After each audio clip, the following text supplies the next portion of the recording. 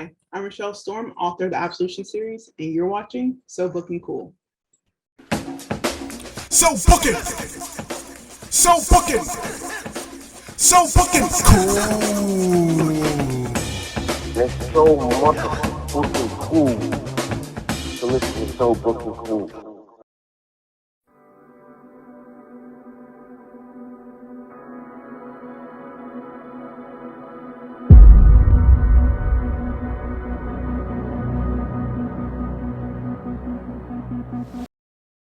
Welcome to So Booking Cool, it's Jewel B. Today's guest is your favorite fandom geek and author of the acclaimed page-turning fantasy romance series, Absolution. She is back with the second installment, Revelations. Here with us today, she is writer and novelist Rachelle Storm. Stay tuned for our conversation, only on So Booking Cool. Hello. Hey, Rachelle, congratulations, by the way. Thank you. Yeah, no problem. We know that you're into festivals, so you've been busy. Did you have time to go any at all over the summer? Let's see. I feel like I did something. This summer has been very, very busy and very hectic, but I do believe I went to, it wasn't really a music festival. It was more of like a concert. So I went to see Fletcher, who was a really cool, she's not really indie anymore. She's like between indie and mainstream right now. But yeah, so I went to that, but it was so hot outside. It just happened that day to feel like 114 degrees. So I think that's why I blocked it out of my mind for a second. I was like, I didn't do anything. I didn't go anywhere. Oh my goodness. So how did you survive? Was it the music? So where I was seated, it was definitely covered, and they had these massive fans going, and I definitely got a lot of like water, and I think I ended up being like a Powerade or something because it was definitely hot. But once the sun set, it was nice. It was much better. Okay, very cool. Yeah, so when it comes to Absolution, the series, so many questions to ask you, Rachelle. Why was it important to tell a story about Native Americans? It wasn't necessarily like important to tell a story about Native Americans as much as it was important to tell stories that represent the spaces that people actually exist in. So if I'm going to have the setting be in North Dakota, it's important to be mindful of the land and where people exist in certain spaces, and to just be honest about that. And quite frankly, I think oftentimes as authors, we forget to do that. And I understand why, because you get a character in your head and you have them look a certain way or exist a certain way, and that's what you want, no matter what setting they're in.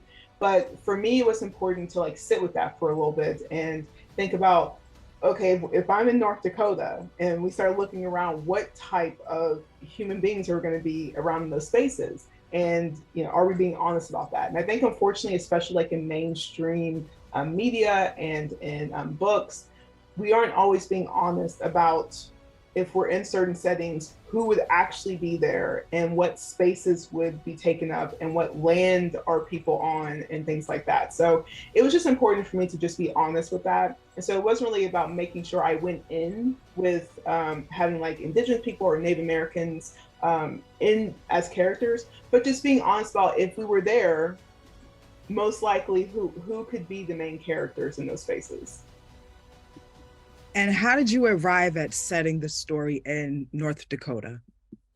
I essentially looked at a map. I knew it would be in the US because I'm in the US.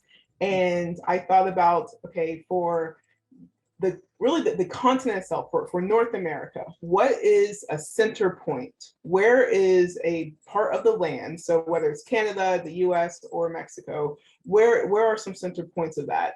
And so I started looking more in the middle of the map, and I started thinking, okay, I don't want it to be somewhere that people always think about. I wanted to represent a state that people don't always consider. And I wanted a place where there's a lot of land. So because the brothers are elements and they manipulate the elements, it needs to be a place where there could be a lot of space and land and water and for them to be able to do things with, and you be able to like suspend belief with that. And so North Dakota just kind of popped into my head, and I knew I wanted to be a fictional town in wherever I chose. And so it all kind of works together pretty well. That's what really fascinates me about writing this series, is everything's kind of just fallen into place when I needed it to. And so that's been really nice.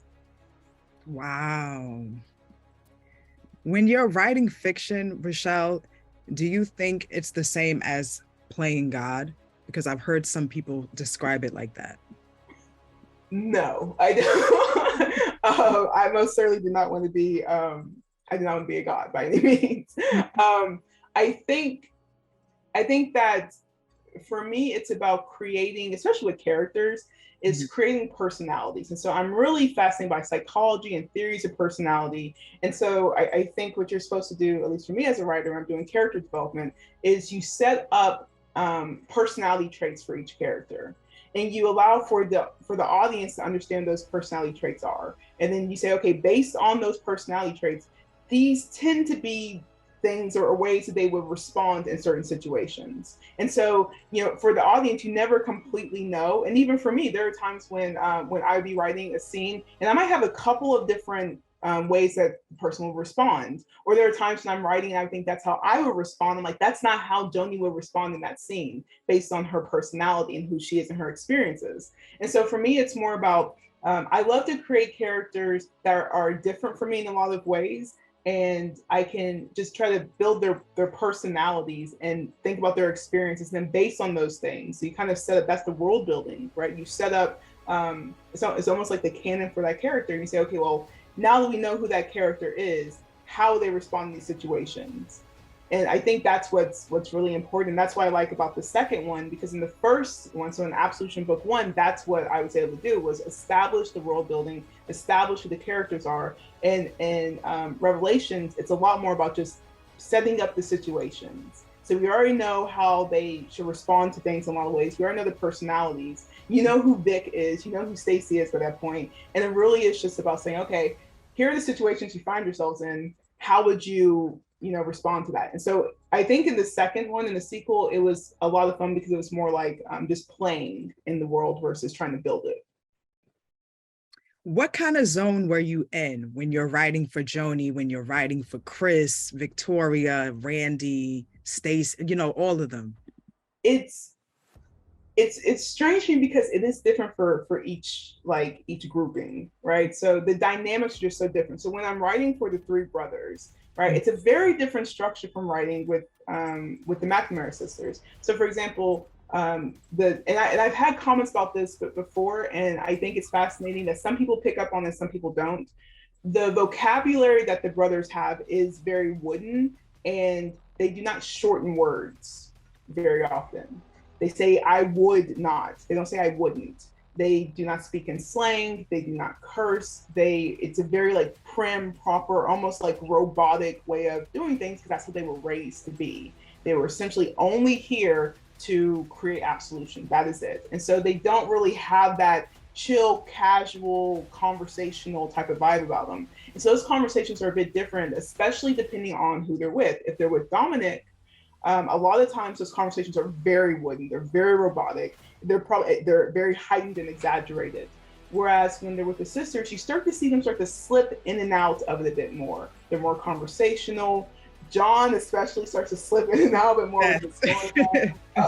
John is he'll lean into a bit more. Chris has taken a little bit of time, but he's starting to slip in and out of it. And then Randy, of course, is still very heightened. Whereas the sisters, they are a bit more conversational, but it's just like when you're having a conversation with someone or you're in a different culture or a different part of the world, you start to kind of pick up on, like not different idiosyncrasies necessarily, but the way that people respond to their and their mannerisms and the way that they say things. And so they're all kind of, vibing with each other. And so it is a bit different depending on who I'm writing with, but sometimes the zone is really about finding that sweet spot with each one. And I think that I've found it more with the second book. And so it's nice to be able to return to that. And I think that made it a lot easier. But for whatever reason, Jonie and Chris, when I'm writing them, will always feel like a lot more serious and epic, and it's an epic love, and they can be very dramatic about it. John and Victoria, Victoria is a little bit different. Victoria, she's no nonsense in some ways when it comes to like her love life. It's a lot different from Jonie's, and she has different experiences. And John is definitely different from Chris, and he'll lean into things a bit quicker. And he embraces difference, and he embraces, trying new things. And then Randy and Stacie are just like this push and pull constantly. And so there are different moods I have to be in. And so I did kind of like jump around sometimes because I wasn't in the right mindset to write, one type of conversation versus another. Okay. Yeah, was it intentional to have a character like Randy, who I like Randy, by the way. First of all, let me just say, because I like all of them, but I like that Randy is very loyal, and he's just very committed to what he was exposed to and how he grew up. Right. So it comes off like he's just harsh. I feel like he's a little misunderstood in that way, but then there are times when he just kind of does, it can seem a little insulting with how he does talk about humans, but I feel like the different viewpoints and like through the characters represent the world. So there are people who feel like, humans can just be so irresponsible and just so ignorant. And then there are the people who feel like, you have to embrace humans too. You have to embrace life because it's not all bad. So is that intentional? Yes. So the brothers, they do kind of represent a spectrum in some ways. And I love hearing from readers to see who they lean more toward. And, Randy and John are the opposites in a lot of ways. So usually how I explain it is that, John, they each were told at a very young age they were here to save human beings. For Chris, he questioned that immediately. He's a cynic. He's very skeptical. He questions the world because he just feels like there's something else going on. Something doesn't always add up for Chris. Chris will always be the person that side eyes someone and they're like, this is the way that you do something. And they're like, I don't know. Is that the only way? Then you have John, who's just like, okay, sure. Let's embrace humans. We're obviously here to save them. So if that's true, they must be good for some reason. I don't need to know why. Right. And so he just kind of embraces that. Randy is more about duty. And I like Randy for that reason too. I think that he is a bit misunderstood. But Randy is essentially the person who's like, we're here for a purpose and nothing else for that purpose matters. And so he's far more of a, just like Dominic in some ways, grand scheme ideas. Let's take a step back. You're focused on these, these individual humans, you're focused on being in love, but are we really going to allow this, these three people, these three humans to dictate how we then respond to save billions? And so that's really his approach. And I've heard people call him like cutthroat or he's too harsh. I'm like, but in the grand scheme of it all, it's like, yes, you want to be in love, you want, these things are very, very important. Obviously, I think that. But there's something to be said about being loyal to understanding your responsibilities, to holding yourself accountable, to thinking about duty as something that you have to do. And in the grand scheme of it all, it is a matter of life or death. And so I think a lot of times, when I'm defending Randy to people, I remind them, well, sure, in our world, that he seems harsh and over the top, but in his world, where he is essentially the person who's going to decide if all of existence still is here or not when it's all said and done, he doesn't really have the same, the same stakes as the rest of us. So I think that's the thing about Randy. He is loyal. He does see good in the Guardians, and especially Dominic. He understands the cause. And even if he has questions about the cause, at the end of the day, he does feel like they were the ones that were there for them. Whereas Chris and John are very much like, that's great, but they weren't ever really here for us. They didn't really raise us. They kind of put us on this pedestal and told us, they froze us in time and said, we'll come get you when we need you. Whereas Ethan and Gabby, they're very much, they're warmer. And I think that they're kind of gravitating for that. So in the second one, you start to kind of see that tension between the brothers where Randy's essentially like, hey, I know who I'm loyal to. And I know who the father figure in my life is. And John and Chris are more like, but is he? Is Dominic really a father figure? Is he more like a mentor? Is he a guide? Is he trying to embrace us? So I think that's the thing about Randy that I do appreciate though. He is loyal and he's very just straight to the point. This is why we're here. Let's focus on the task at hand. Everything else can be dealt with later, but there's an ultimate evil coming for us, and we need to make sure that we deal with that. Yeah. And yet he and Stacie complement each other so well. That is such a skill to be able to create characters and the romance between them. It feels natural where you're like, yeah, there's such a good fit. Like, this is a perfect match.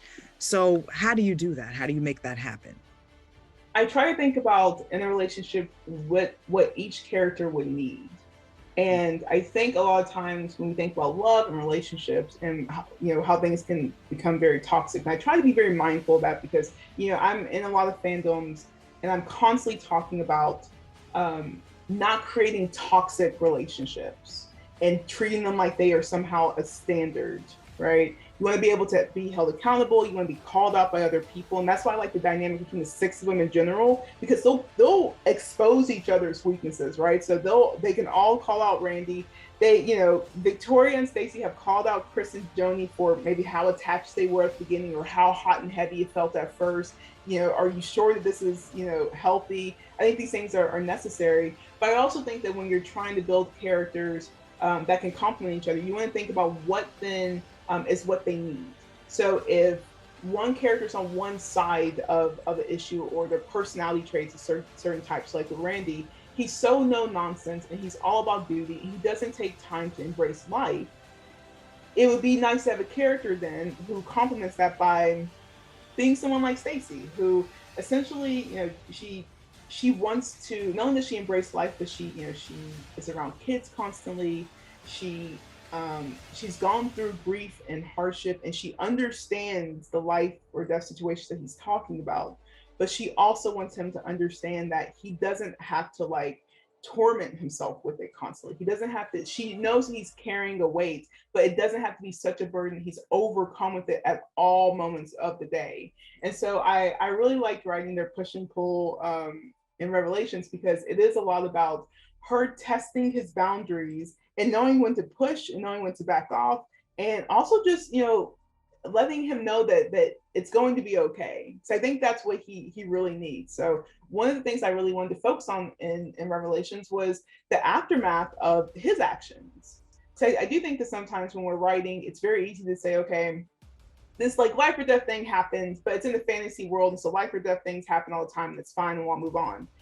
And so I wanted to sit with that and say, okay, well, Jonie was essentially attacked by him, and he stopped, right? He realized that the advice he was given was wrong and flawed, and there was an instinct in him that knows he's supposed to protect humans, but he went there that night to eliminate what he considered a threat. And now everyone knows that. And so there's going to be aftermath to that. And so I wanted it to be where, Jonie ends up having to be the one who's just like, hey, we have to be able to move on from this. But Stacie also someone who kind of surprises Randy, and he even says it, why are you being so nice to me after what I did? And she's like, because I understand that, that it was wrong, and you were just given horrible advice, and you were thinking about something in a way that, allowed you to be very misguided. And so I think that he needs that. He needs someone to, in a very strange way, give him a bit of a break, because he is being hard on himself about it. He is very, apologetic about it. He does make some amends, but Victoria's ready to go grab the gun at any moment with Randy. Victoria's like, yeah, it's, you had one strike, bud, and you already done struck out with me. Jonie wants to make sure that she's not, being with Dominic, essentially, is warning them about that, being in love will harm the brothers in their dynamic. But Stacie really is the one who's saying, it's a really weird situation to be in, and it's not like our regular lives. Our lives are now very different, and you're immortals, and so you're thinking about things differently, and it can't happen again, but let's try to move on, and let's embrace you, and let you know that you're still part of this family. And so I think that not only does he gravitate toward that, but it's kind of needed, because so many of the readers are against Randy, that I love using Stacie as a way to be listen, it's going going to be okay. He's still a part of the family. He's still their brother. And, you know, at some point it does come down to like, do you love your brother or not? Can you salvage it? And I liked having her being the voice of reason at times, and also having Jonie be the voice of reason to essentially just say, you know, at some point we have to decide, can you move beyond what happened or not? And if you can't, then what does that even look like with the ultimate evil coming? Is that a question that you also want people to ask themselves if they might be in that situation, or they know someone who's in that kind of situation?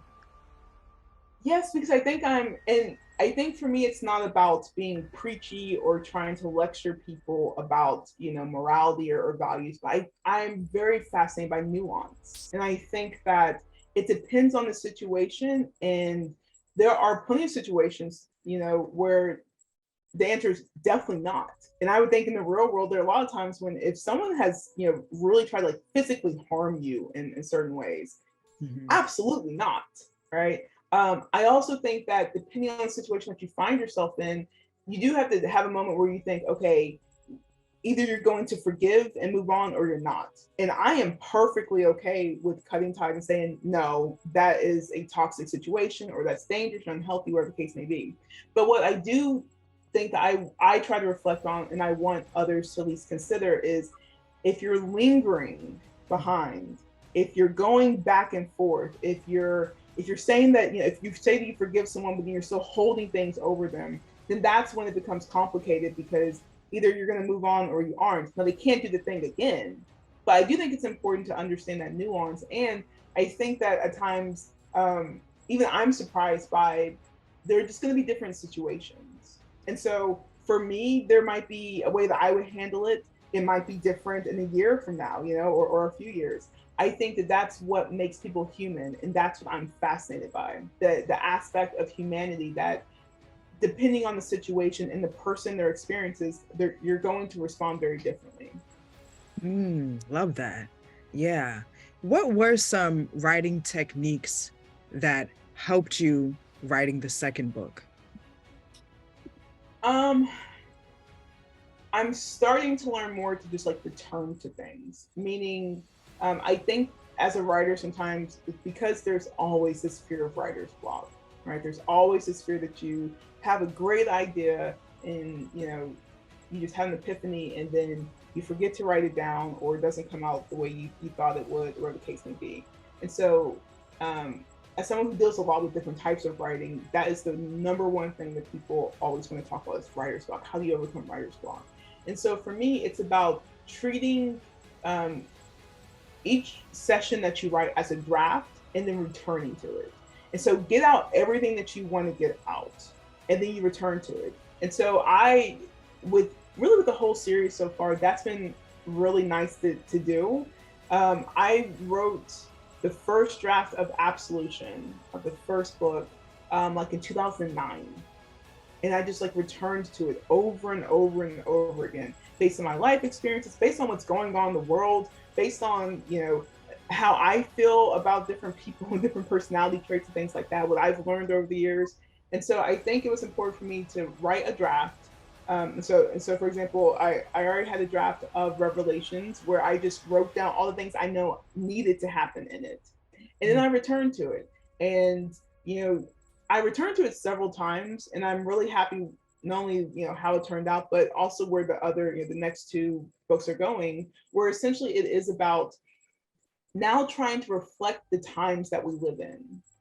And I think that's really important right now, to find that balance, especially when you're writing something like this, where you want to have it as escapism, where people don't feel like, oh, it's hitting a little bit too close to home, but also where it is reflective on the times we live in. So even in the books, you know, there is the lingering ideas and issues that we're dealing with as a society too, but they're always in the background.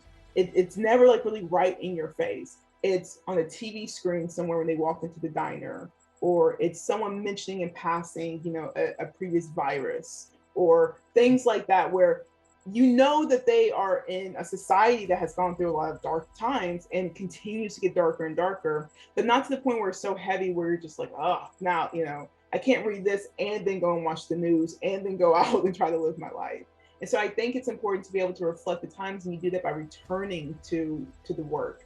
And so I will do the same thing with book 3, where I already have a version of it written, but I will return to it and see based on how I'm feeling about things and what feels too heavy or what needs to be, a little bit clearer, or maybe what's more of a critique of us as humans or as society, or what needs to be pulled back. And so I think by doing that, you give yourself some cushion and some leeway to be able to not be perfect every time that you write. And I do feel like sometimes as writers, we're trying to be perfect. And that's just, it's impossible. There's no such thing as being a perfect writer, because you will always change and you will always grow. And so will your writing. Absolutely. You touched on it before, but how does it feel to have readers feel strongly about a story that you created and about characters, especially that you created? It's interesting because there are two different like levels to it. There's the writer side of it, where it's like that's like really, it's awesome, but it's also kind of strange because I created them and they're like my little babies. And like with Randy, I'm like, hey, he's not that bad, leave him alone.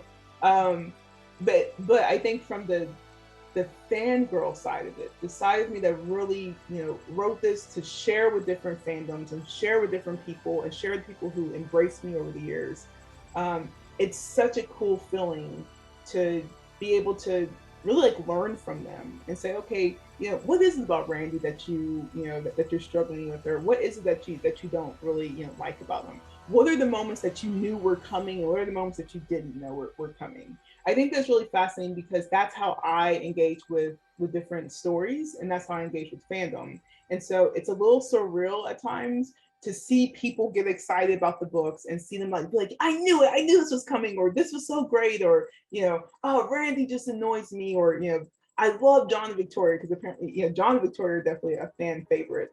The two of them, just they're so much fun to write with, so I wasn't really surprised by that. But I do think that it's so cool. It's very, very cool to be able to write something and have people read it and embrace it, and also have like very strong feelings about it.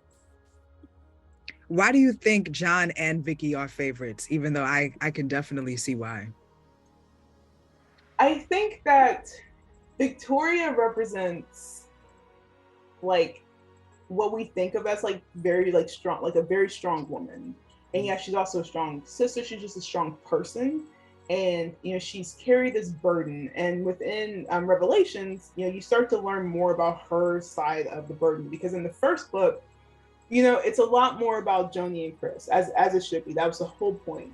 And as the books go on, you start to learn more about the other characters and how they've come to be. And what I really enjoyed about writing Revelations is really the idea of exploring her experiences and understanding that her sisters also know the sacrifices that she made for them.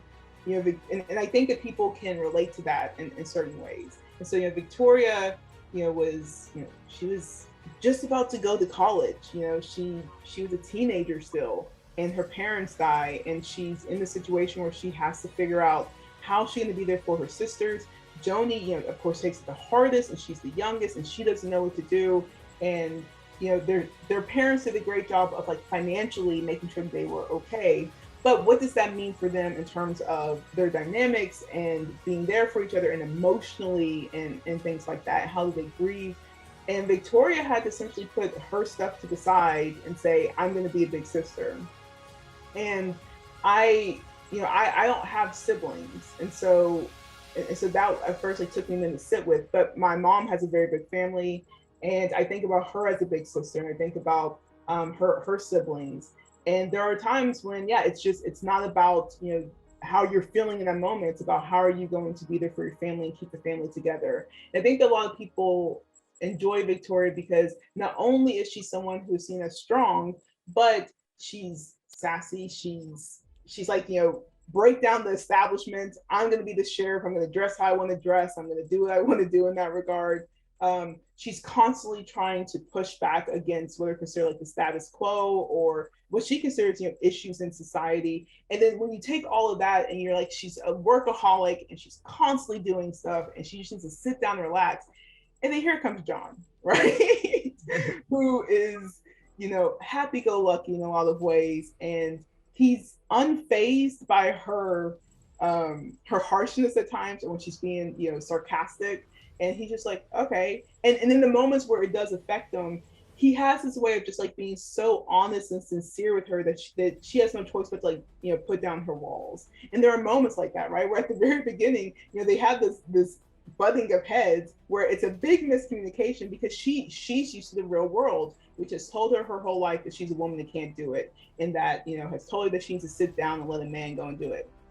And John doesn't see things that way. He's just thinking as, I'm an immortal and you're a human. Of course, there are things that I'm going to be able to do that I think you shouldn't be doing. And so they have this butting of heads, and yet even in that moment, you can feel their love for each other. And I think it's more realistic isn't necessarily the word, but it does feel a little different from it does with Jonie and Chris. I think that Jonie and Chris, for me, they represent epic love. They represent the love we're used to seeing in fantasy stories that is, all-encompassing, and it's passionate and beautiful and it's destined and it's great, right? And we need that. I'm a big believer in that. I also think we need loves that are a little more, grounded and just having this like attraction to each other and not really knowing why and testing out things. And Victoria kind of represents that for John, where he knows how he feels. And for him, it is very much an epic love. For her, she has no clue what's happening. And so she's constantly trying to like get that push and pull. And I think what people enjoy about them is it's just enough of a push and pull. And then she finally says, obviously, right? She's finally like, okay, this is what we're doing. So they tease each other. It's a little more playful than Chris and Jonie. And I think that people like that. There's a lot more comic relief with them as well. I really enjoy being able to write them because there are these moments where you just have to just laugh at them, where it's just ridiculous. And yet that's, to me, what makes it fun is it creates that balance in a world that can be so serious. Yeah, and I just want to say they're all great. They're all wonderful characters, and the way that you've crafted them, they're all amazing. Do you have anybody in mind that you would like to play them, or would you go with unknowns, or would you want to go for knowns? I would most likely go for unknowns, and there are a couple of people that I've thought about in the past, but I think that if one day the series does get turned into a film franchise, I think that going with unknowns would be better, and to make sure that the cast is actually fitting the characters, because not only do we have an idea of like what they look like and who they are, but in terms of their race and how they exist in the world, more and more that gets revealed as the story goes on. And it's so important to who they are as people and how they take up space. And so I wanted that to be something that is clear within the writing, that like over time you get these like little hints about, oh, okay, well, we're dealing with the sisters are essentially they're mixed, they are Native American, they're white, they're constantly dealing with like almost like this double consciousness in that way. The boys are most certainly are not white, and they are they're even in the first one, they have this moment where they're like walking toward the airport, and they go and they try to like help this woman, and she kind of looks at them like, what's happening? And they're like, why was she so taken aback by us? Why she looks scared of us? And Dominic has to kind of explain how the world works and all these things. And so there are these little hints about their identity and how there are, unfortunately, no matter what world they're in, identity politics. And so I think it'd be important to get that part right, versus trying to go for people that are well known in mainstream media but might not always embrace difference and different races of people and diversity the way that I would prefer. Okay. When it comes to the cover art, Asia Renee did the cover art again for the second book in the series. Do you give her any notes? I do. She is my best friend, and so I feel a little more comfortable, like, hassling her and harassing her about it. I think that I gave her more notes with the second one than with the first one, with the first one, I essentially said, it's red, green, blue. I wanted to be some type of orb or some type of circle. And so we kind of like played around with different ideas together. And I think we maybe had like one meeting where essentially I said, it's I kind of like a yin and yang type of thing, but with three of them. So she's like, okay, well, what about this? And then she's kind of ran with it. I let her in charge with like the fonts for the book cover and things like that, because I have no idea how to do any of that. And then for the second one though, I did know that the tablet needed to look a very specific way, and because there's already a description of the tablets in the book. And so I didn't want it to look, too different or to confuse readers. And so I think that when people, look at the tablet, they automatically think biblical, right? And so I know that she at first went like, well, I would say like more biblical. And so, especially like with the colors and things like that. So she showed me a draft, and I essentially said, hey, think less biblical, think more mystical or fantastical, or this idea of like, it's a fantasy tablet. So it's not really based in some type of religion. It's not based in some type of, it's like, that's not what the prophecies and things are about. It's very much playing on those things because they, a lot of times there are aspects of that, but it's a fantasy world where there's magic involved and there's myths involved.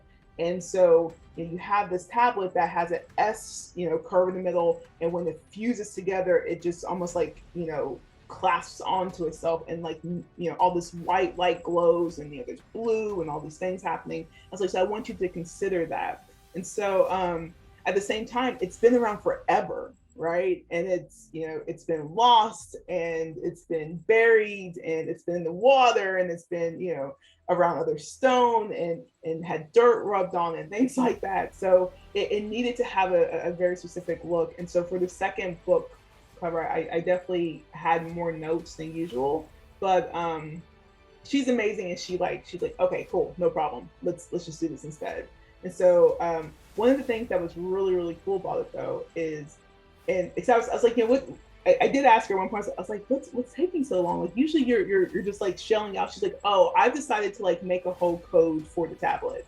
And so if you look close enough, she made like specific like lexicon for this tablet, where she knows what the tablet actually says, was actually etched into it. So when the seer gets it, she knows what each side of the tablet would say, and she actually coded it based on using her her tech and all the stuff that she has, and she created codes and etched it into the tablet. And so it's really cool, because if you look like deeper at it, you can start seeing like little details that you might miss if you're just seeing it for the first time. No, definitely. Wow. It also shows that Asia Renee she's just as into it as you are, right? She takes such pride in her work, and she's such a talented artist. And I love her art in general. She does a phenomenal job, and she, anything that she puts out that's gonna have her name on it, she wants it to look the best it can look. And I think that's what makes her so awesome, and that's why I chose her. It wasn't necessarily just because she was like my best friend. It was one of those things where I'd seen her art for so many years, and I even told her like, it's okay if you say no, because I know that you're busy, and you have other, you have commission work, you have all this stuff going on. And she's like, no, of course I'll do it. But she takes such pride, and she gets invested in making sure that it looks a certain way, and that the details, the intricate details are there. And so again, that's why I really like it, because if you just sit and look for long enough, you start to see different details that maybe you didn't notice at first. And it's the same with the first book cover. You start to see the waves in different ways, and you see the brush and the trees within the green, and you see the flames, and you see how they kind of like move in certain directions, toward and away from each other. And so she really takes her time with those details, and I think that's really cool. So I wasn't surprised that she, of course, came up with a code for the tablet, and spent a great deal of time making sure that looked like it was etched onto it, and that it actually could say something if someone ever tried to decipher it. But I expect nothing less from her. For your friends who are into books, right?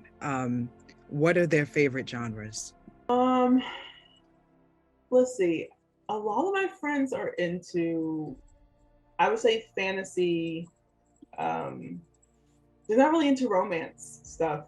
Some of my fans are really into like the supernatural elements and vampires, like the paranormal and things like that. Um, but I think we all kind of grew up in that like YA, like the young adult fantasy realm. That not just Harry Potter's or Mortal Instruments, Twilight, and then you have the dystopian side of it, right? So like Hunger Games and things like that. Divergent. I think that because we grew up when like that stuff was like super mainstream, so even if you didn't read it, you knew about it. I do wonder how much as like new adults and getting more into like adult genres, how much that has shaped us. I was talking to one of my friends just last night, and she said that she absolutely refused to read anything with vampires in it because she just felt like it was just saturated, and that she just when we were growing up, that's what there was. Whether it's Vampire Diaries or Twilight or like there were just so many different True Blood. All the stuff was coming out at one time, and so she was like, "Yeah, I just refuse. I can't do it. I absolutely can't do it." And so I think that's interesting because there are some of us who are like, "Well, that's why we enjoy it so much because that's what we grew up with and it's very nostalgic." And there are others who are just like, "No, I feel like it's just shoved down our throats." So, but yeah, we're all more into like fiction. I think that the world itself has enough drama going on. So like I'm not really into I read, about history and things like that because I need to know those things. In terms of like escapism and just like enjoying reading, it's gonna be fiction, it's most likely gonna be fantasy, and a lot of my friends are more in that realm or sci-fi. Okay. When writing the Absolution series, are you writing specifically for fantasy and sci-fi fans, or are you also writing it hoping that people who might not be into that genre will come on board?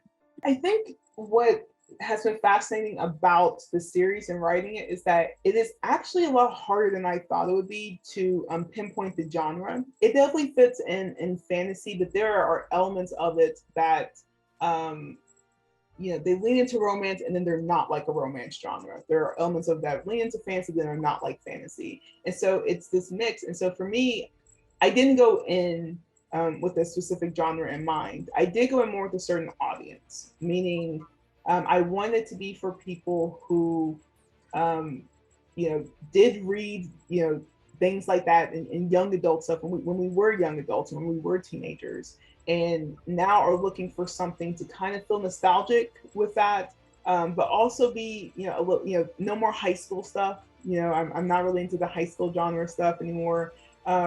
And I wanted it to feel like, okay, how can we make sure that we get to grow up, but not like we're sacrificing something in the, in the meantime. And so I think that was really important to me to make sure that what would that look like if you are a new adult or if you're someone who's in your 30s as well, so your 20s and 30s, and you're looking for something, what would that look like to still give you nostalgia for things that we read when we were teenagers, but felt a little more adult and felt like we weren't trying to cling on to the past too much, but at the same time also allows for different age groups and different types of people to read as well. So I'm very surprised how many teenagers read Absolution and really like it.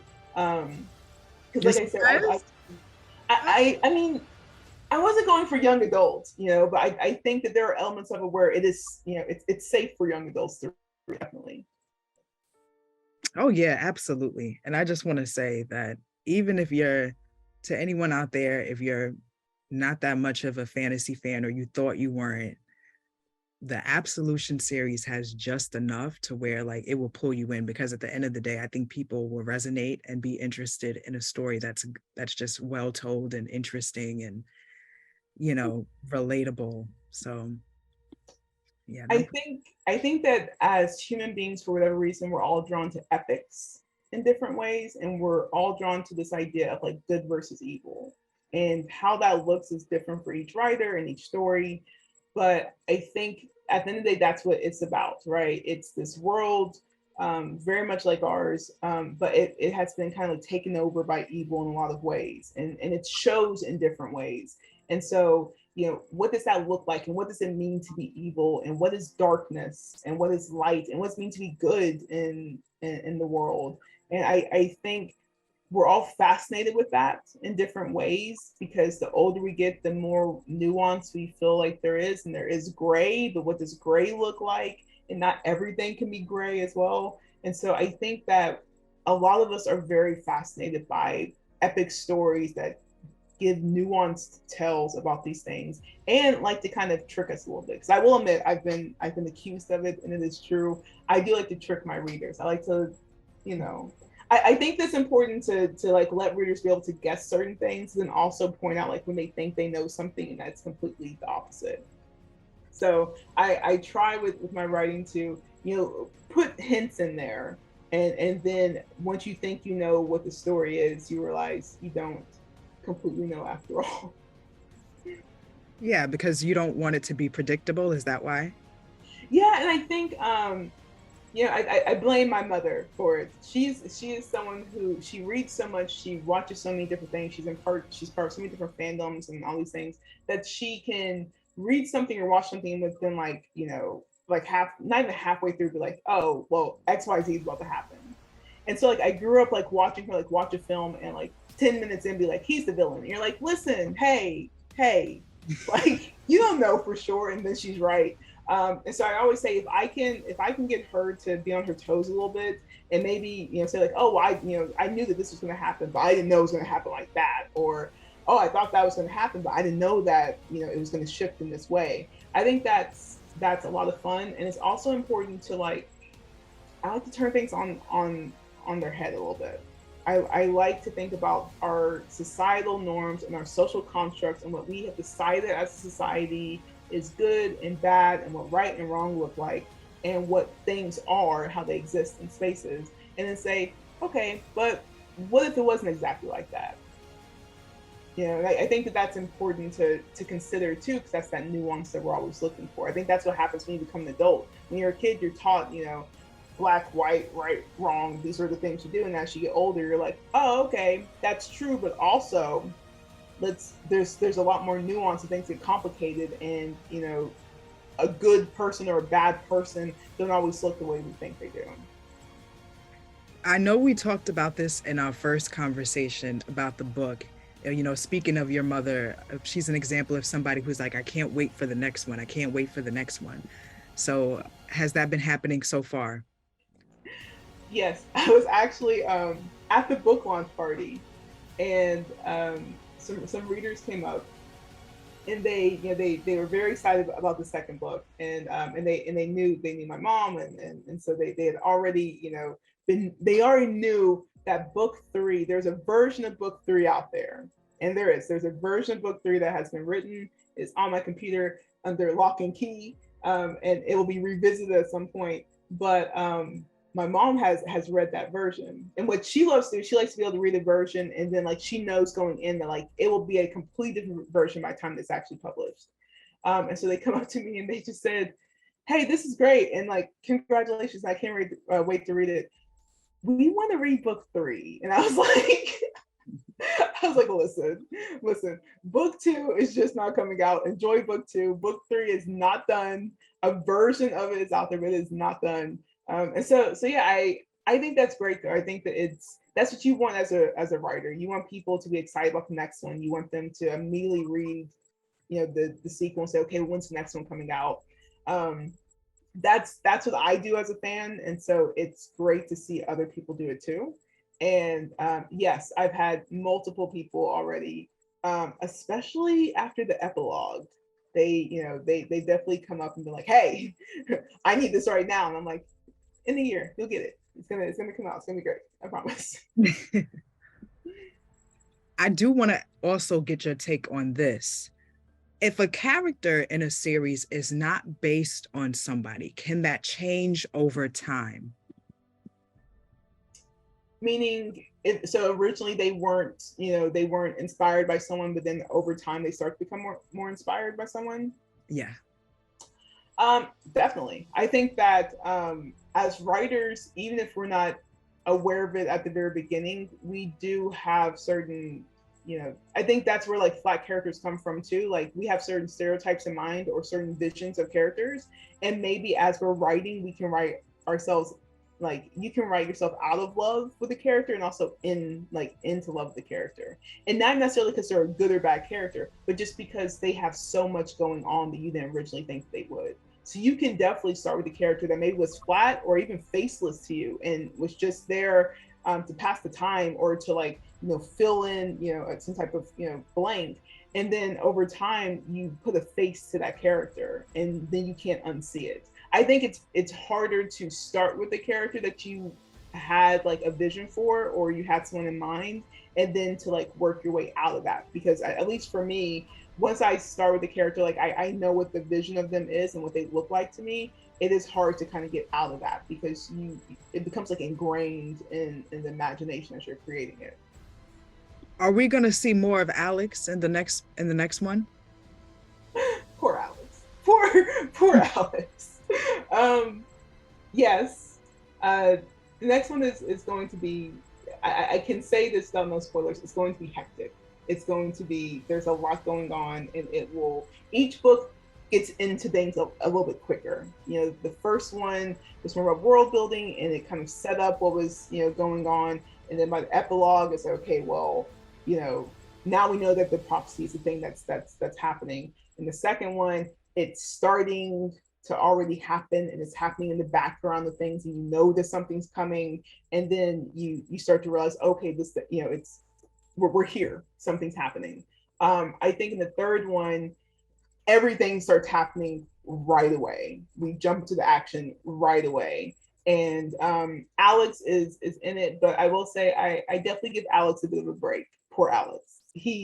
All he wants is to give some love to Victoria. He just wants her to know that he's here. And then here comes John, as usual, just strolling in, happy-go-lucky, and he just easily gets the girl. So I enjoy those characters though. I enjoy the background characters. I'm also going to be introducing more characters in the third one, so I'm really curious to see how people respond to them and what they think of them as characters. How have people been responding to Alex? Because they love John so much and they love John and Victoria so much, they're just like okay. Okay. Yeah, we get it. Because you're saying poor Alex, and I'm like, I get it though. I get it, but I think it's one of those things where as the writer, I think about like all the different perspectives, right? I think I try to make it clear though for the audience to have a certain perspective, meaning you should be rooting for John and Victoria. You should not be rooting for Alex in that regard. And Alex was fun though because he also represents a different like path than Victoria does. Alex is someone who, and there's a group of characters like that within the story, especially from Anderson or from the town, that really represent a different type of path than the McNamara sisters even took. And I think that's what also needs to be, considered, because we have to consider that when we're adults too. If you come from not even just a small town, but your neighborhood, the place where you grew up, where you kicked it, there are people who want to stay there, and they already have an idea of what their life wants to look like. There are people who want to leave and venture out and go do other things. There are people who just never really felt like they belonged. I think that the McNamara sisters, in a lot of ways, represent kind of like a mix, where Jonie never felt like she really belonged there, and she felt like in order to like grow and do things, she needed to leave. Victoria kind of felt that way too, and there are some cultural things there too, right? And Victoria kind of touches on that in the second one, where it's like, listen, I've never felt completely indigenous. I never felt completely white, and I've never felt like I belong in each space equally. I'm too white for some people, I'm too indigenous for others, and so I don't get down like that. That's not what I'm really focused on. I think that Alex kind of touches on, like, she's very much aware if they got together, it would be something, whether she wanted it to or not. It would represent something to different people, and it'd be bigger than just them in a way that maybe she's not even comfortable with. So I like Alex though, because he also touches on parts of their past he's definitely a character. And you always have a group of characters that are there to kind of to move a story in a certain direction. And so everything about the brothers, everything about the Harris brothers is about the future and moving forward and what's coming and what's going to happen. And Tommy's kind of like that. So you have Tommy and Alex, you have Nathan. These are characters that kind of like pull the story backwards a little bit and more into the past and think about where the McNamara sisters come from and what they have been through and what kind of experiences they've had to like kind of like shape them into the women that they are.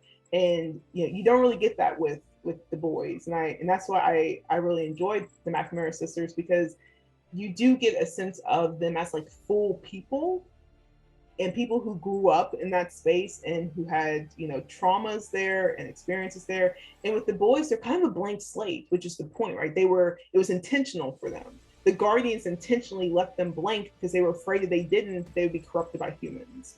And so, they kind of, I feel like the McNamara sisters for me kind of fill that void of like, they're the human element of the story. They remind us all that there's a human aspect here of like what they're trying to say, because the boys are very sterile at times, and it has nothing to do with their personalities, really has to do with how they were raised. And I think I've had comments about that, like, oh, Chris is so, he's too robotic, or he doesn't really understand emotions. I'm like, right, none of them really do. We like John because he's willing to embrace it quicker, but they were raised and almost like, they were trained to not embrace emotion. And so it would almost be unrealistic for him to completely embrace emotion all of a sudden, especially as a cynic. So, I think that characters like that, characters like Alex, they remind us of the human element in people that they're trying to save. And that's kind of like where John is a little on the fence about Alex, because he's annoyed by him, but he also knows he's there to save people like him. And on that note, Rachelle Storm. Rachelle Storm, was glad to talk to you again. Thank you for talking to So Booking Cool. The Absolution series is out. Absolution Book 1, Revelations Book 2. Let everyone know how they can keep up with you, and the website is great, and the YouTube channel, all of that. Yeah, so the easiest way to find information about me is through RachelleStorm.com. That's where you can also see my online store. Anyone who wants signed copies of the books, you can go through my online store, and it's free shipping, and I will be more than happy to personalize it and ship it out to you. It will be out in audiobook. So essentially, book 1 is already out on audible.com, and book 2 will be out in time for the holidays. Right now, the Kindle version and the paperback are now on Amazon.com. So please check them out. Yeah, guys, definitely check that out. A bonus thing that I have to say, though, is it really that the brothers have been sheltered or disciplined? That's what I was thinking. I think that book 3 will definitely answer a lot of questions about the brothers, and I don't like flat characters, and I flattened them a lot for a very specific reason. And so I've been like very clear about that. Like they're robotic and wooden, but they're flat characters right now. But you'll start to see why and how that came to be and how that changes and what they do when they realize some things as well. So book 3 will be interesting. Okay, and yeah, I can see how they might be flat, but I like the way that they talk. I like all the characters, clearly. Okay, thank you so much. Yeah, no problem. And thank you to all the viewers and the listeners. Until next time, So Booking Cool. Be well, guys.